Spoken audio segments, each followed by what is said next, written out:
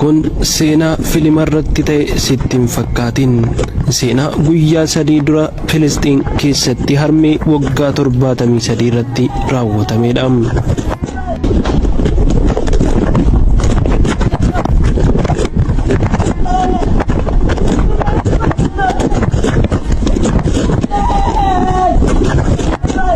Anoo waan nyaadhu hin qabu, humnas hin qabu, onneen kootis gadda ilmaan koo jahannarraa wareegamaniin na cabee jira. Maaliif natti gadhiisan? Maaliin balleessan? Qabeenya koos narraa barbadeessan.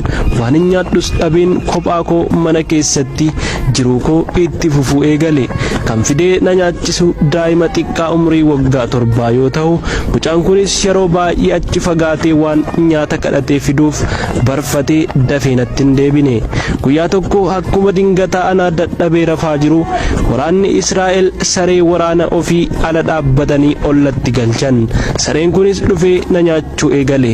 Hiyyee na qaqqabaa jedhus hollaa koo namni waan hin jirreef, waraanaan waan bittinneeffamaniif namni tokkollee naaf birmachuu hin dandeenye.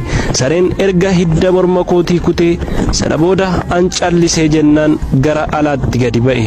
Waraanni Israa'elis ala dhaabbatanii kaameraa morma saree irratti hidhamee jiruun na ilaalaa turan. Hundi isaaniitu dhufanis narraa hin baafne, na argaas jiru, beekaa na nyaachisan. Sana booda ergan kufee mucaan daa'imni kun inni ergasii nyaata naa fidu kun dhufee na argee warra ollaatti hime. Sana booda mana yaalaa dhaqeen fayyi jechuun harmeen keenya kun addunyaa gadda onnee cabsu keessa buuste. Addunyaan gara jabummaa waraana Israa'el kana irratti bare yeroo ammaa kana waa'ee harmee keenyaa kana miidiyaarra oliif gadi fuuchuun maxxansaa jira.